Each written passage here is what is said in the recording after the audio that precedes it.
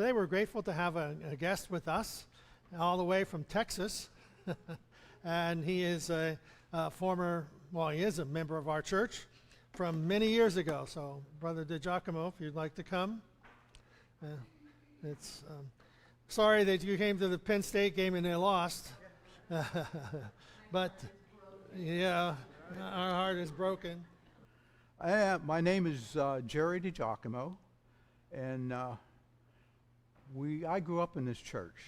There were 7 of my family, and we all were saved here, and we were baptized here. And thank God, all 7 of us are living for Jesus. All 7 of us. And it was my dad who really was the beginning of the whole thing. His name was Giovanni. And he came here as an immigrant from Italy. And he actually met my uncle Dominic, who was a Christian at the time. He was also an Italian. And he actually helped my father understand what it meant to be born again. So my father was going to St. Anthony's at the time with all the other Italians. They lived on 22nd Street, 23rd Street, the Vespas.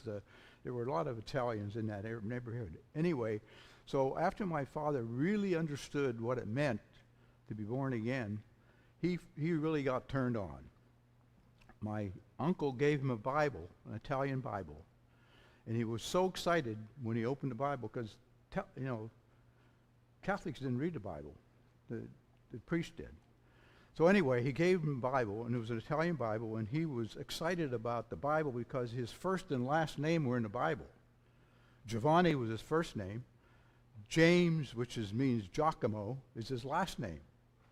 So he opened the Bible and he saw his name. But then really when he started reading the book of John, he started to understand who Jesus was and what Jesus came to this earth for.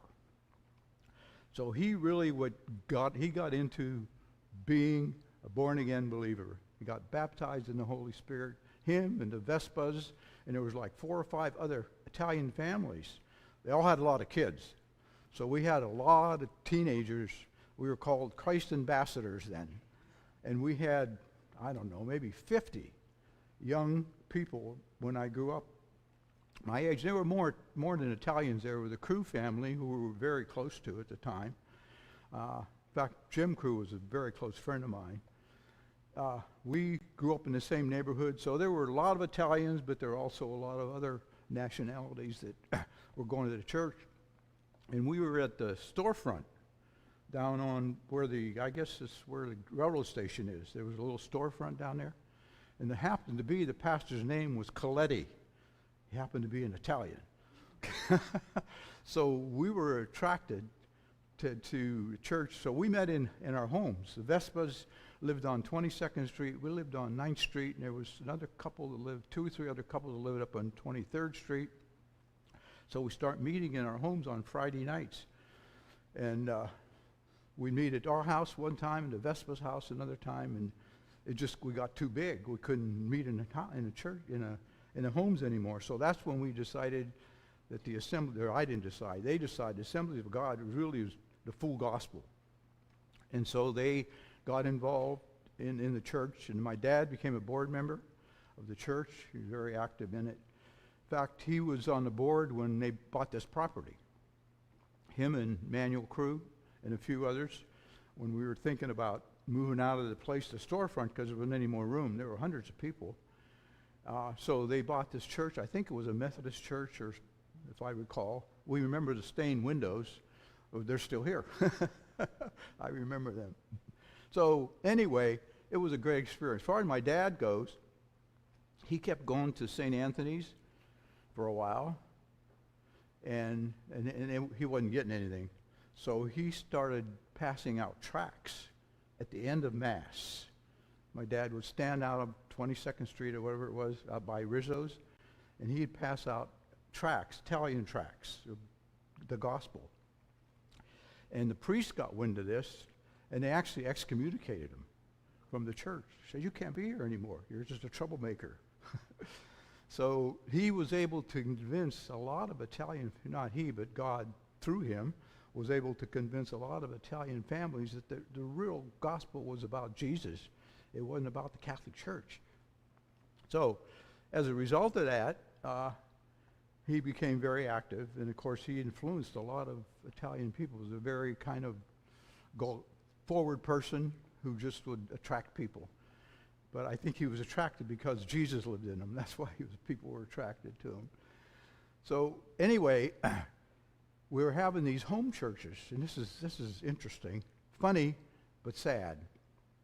The priest told the parishioners not to go to the Vespas or to the Giacomo's home on Friday nights to the church because they put something in the water that changed their religion. Of course, my dad picked up on that. He says, yeah, the Holy Spirit, that was the water, changed the religion. So they were actually, people really were turned on for Jesus because they finally saw the truth. And it was just a great experience for us to grow up in that environment. And my brother and 2 sisters actually were married in this church. And they had my dad's celebration of life in this church. And it was packed. And it was packed with Italian families that he influenced and many other people. But they actually had the service both in Italian and English because there were so many Italians that came. So we had a pastor came from Youngstown his name was Fortunato. He came down, he preached in Italian, and I forgot who the pastor was at the time, but he preached in English. So my dad always wanted it to be a salvation kind of message. He always said that. So they preached a great message, and I think there were probably people who were influenced by that when that time came.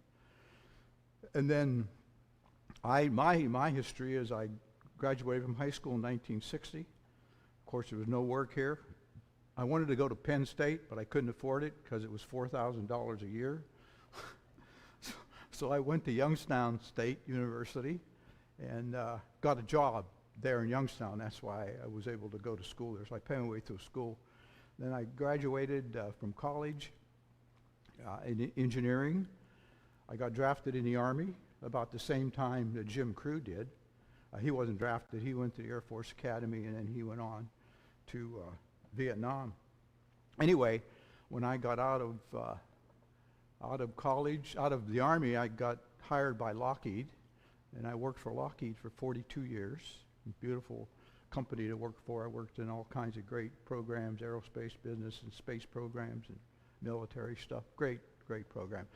California is where I met my wife.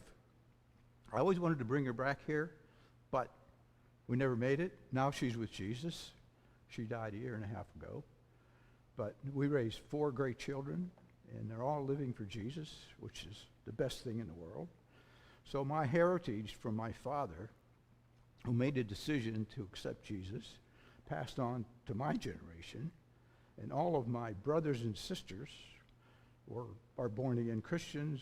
Most of them are with Jesus now, but their kids are also living for the Lord. In fact, 2 of my brother's sons are pastors. So it all started here.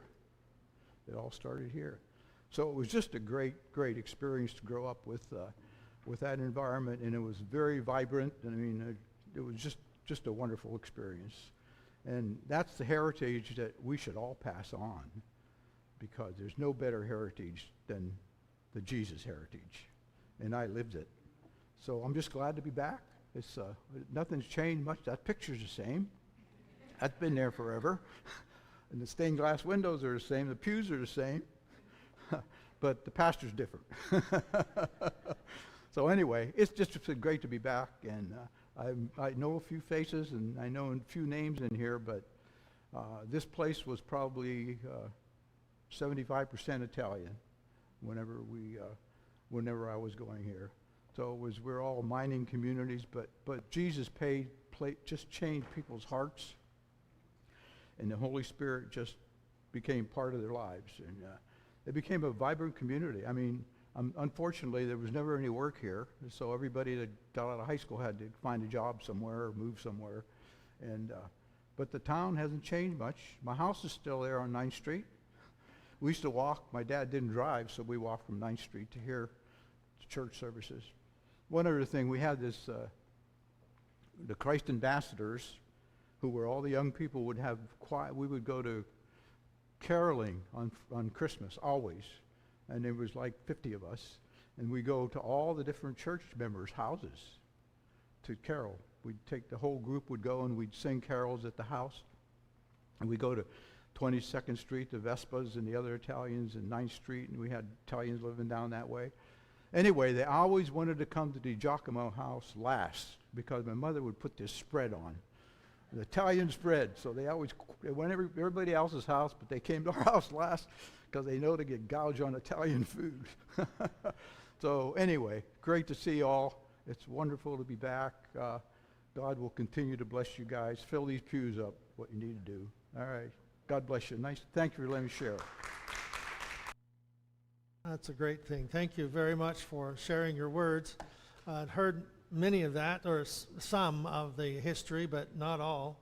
And it's always good to hear how things began and how they've progressed and changed and so on. So we're grateful that you're here, and